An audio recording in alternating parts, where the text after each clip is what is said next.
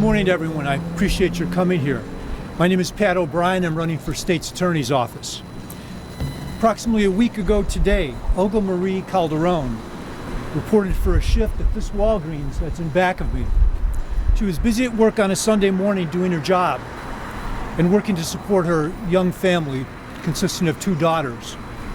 Ms. Calderon was stocking shelves in the store when she was approached from behind by a person we now come to know as Sincere Williams. Williams grabbed her by the neck, dragged her to the front of the store, and stabbed her repeatedly. Ms. Calderon died in a pool of her own blood on the floor of the store. And Williams simply walked out of the store that day. County prosecutors later told a bond court judge that Williams had come prepared. He was wearing a second set of clothing underneath his outfit so he could change once he had committed this horrible crime. He was ready to kill her, and he was ready to have her blood on him.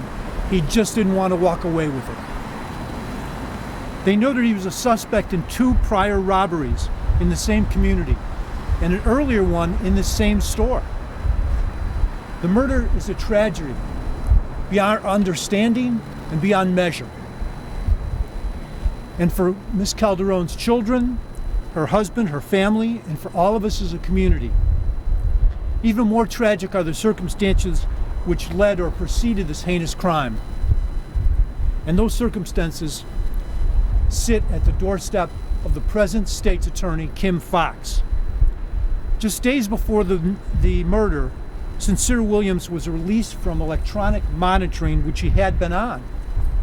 He'd been placed on the monitoring surveillance in May, just a couple of months before this.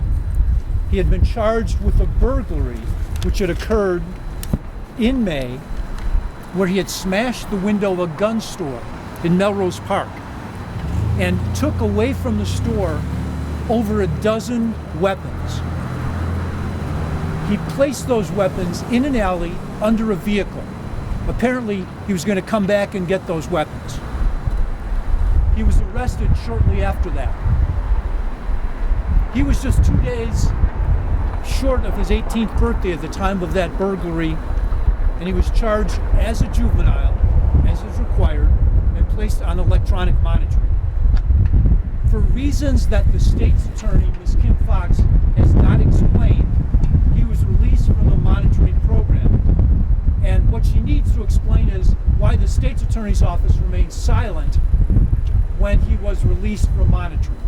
So instead of having an ankle bracelet on him, which could tell all of us in the community, potentially could have saved Miss Calderon's life, he went out of that courtroom without the bracelet, without any objection from the state's attorney's office. They apparently thought it was a good idea to release this man into the community unsupervised. And this is not the only time that Ms. Foxx has failed to protect the community, the victims, and a victim like Ms. Calderon in specific. There are too many cases where she's failed to protect us. She's given more legal protection and more consideration to people that commit crimes than the people who are the victims of crimes or potentially the victims of crimes. And this case and her failure to object and require the electronic monitoring may have cost Ms. Calderon her life. Family and citizens of the county and this community deserve an explanation why she didn't object to the release of Mr. Williams, allowing him to roam the streets without supervision. And as we know, he didn't obey even within a few days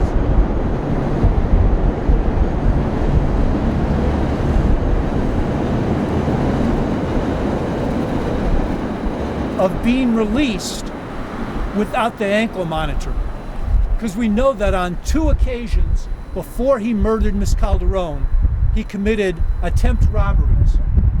And to do so, and we'll have to ask Ms. Foxx, had he worn an ankle bracelet on either of those occasions, he might have been violated for, if he had a bracelet on, for basically not following the rules and constraints that that bracelet placed upon him. And that could have been addressed by the court. But because he didn't have an ankle bracelet, two attempt robberies occurred, and no one was aware of it till after he was arrested on Miss Calderon's murder. This is a tragic case, but it's only one of a number of examples that illustrate the failure of Miss Kim Fox's policies. She is basically responsible for the silence that her assistants have in a courtroom when defendants and juveniles are before a judge. There are only two people that can essentially tell a judge and make the position of what the community feels.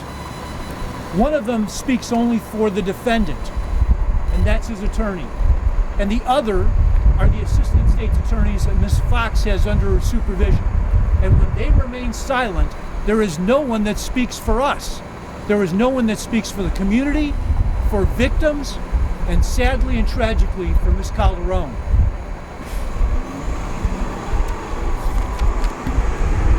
We need to replace Kim Fox. Her social agenda experiment has been a failure. She does not understand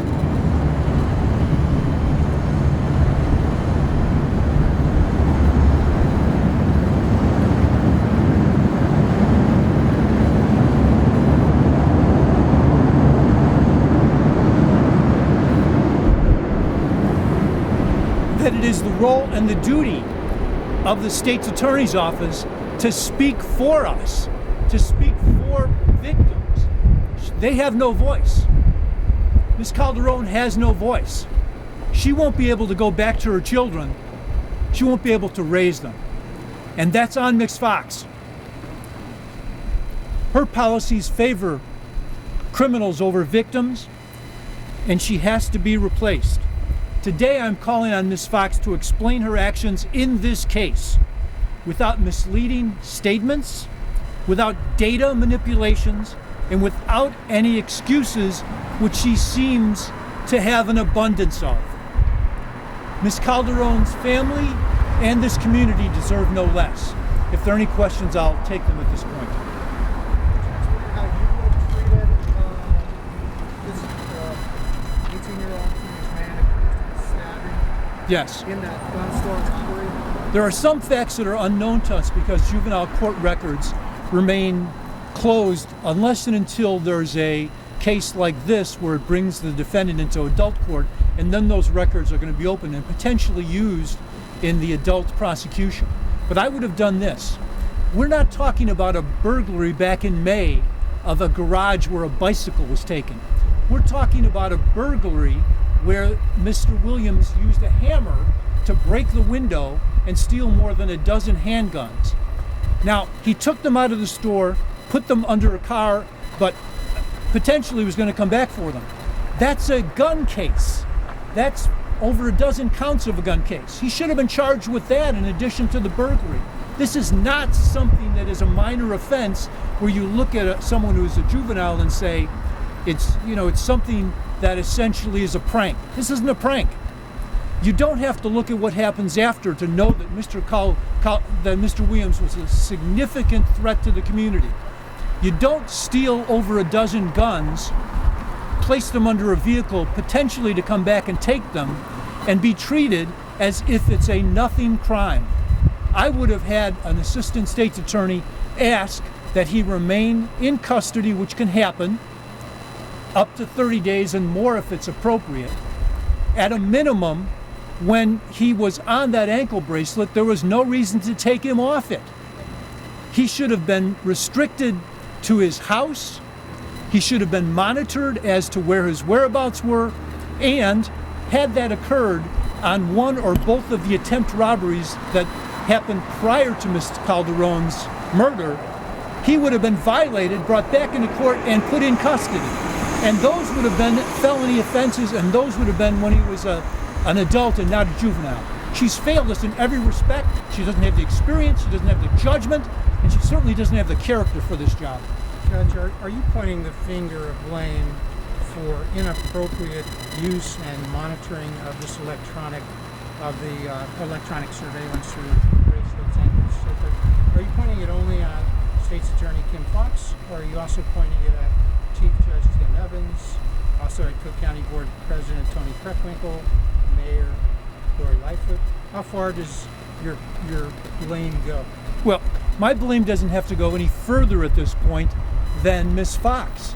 Don't forget, the ankle bracelet is something that the state's attorney should be advocating for in the correct situations. And this certainly would have been one of them. This is a person that basically is stealing guns and is going to come back had he not been arrested to either use those guns or sell them.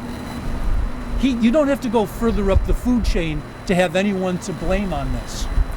An electronic monitoring bracelet was the least of the kinds of restrictions that the state's attorney should have been arguing for. And I'm not looking to replace any other elected official. I'm looking to replace Kim Foxx, and that's where my finger points. Have the police established the motive here? Was it robbery? Was it random? What was going on? Well, at this point, all we know is what's in the public record, and at this point, the public record doesn't indicate anything other than that it's a murder, two attempt robberies before that, one in the same store, and I'm going to indicate that you can speculate, or you can ask Ms. Fox, are they also going to charge armed robbery or attempt armed robbery in this instance? And whether that's the right thing or not to do, she has those facts. Maybe you should ask her why it is that at this point we haven't heard what the motive is. Has Mr. Williams not been charged yet? Well, he's been charged. He's been in custody, and that's how he ended up in bond court. What are his charges? Well, beyond the murder, I'm not aware. And, potentially this case has to go to a probable cause hearing, whether it's going to be before a judge or whether it's going to be before the grand jury. And at that time, I would imagine, although again, Ms. Fox has to answer this, what are the additional charges? Thank you. If there are any other questions? Judge O'Brien, would you have charged this young man in that initial crime as an adult? In that case, what would have your bail recommendations been? The problem of answering that in the hypothetical is that the background of a juvenile, at the point where there's still a juvenile and there's no adult case that's charged, is kept from us. The state's attorney knows it. So I don't know if this would have been speculating the first juvenile case. We're still talking about a person who should be charged with 12 counts of guns, and you could have a discretionary hearing to transfer him to adult court. Or if there's a background, then you certainly would look more at the likelihood of transferring him. But again, that fact is kept from us at this point by the juvenile court law, and I would just have to say that you look at those things hypothetically to make that decision. Are you saying this is a systemic problem, this example, what happened at Walgreens, systemic problem with the state's attorney's office? Or could she say, in your view, well, this was just a mistake, the assistant state's attorney made the wrong mistake? Well, it's more than just this case. There's a case in DuPage that happened in the last 2 weeks where there were 3 people who were charged with carjacking. So our criminals are not just coming into and staying within this county, they are migrating. And 2 of those criminals with the carjacking were on either electronic monitoring or on bond from Cook County cases.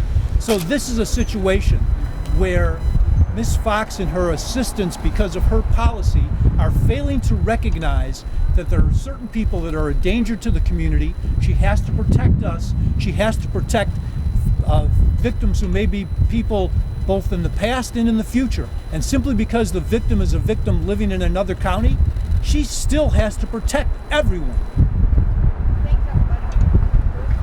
I appreciate it. And I know it's a warm day, but fortunately it isn't raining. Thank you all.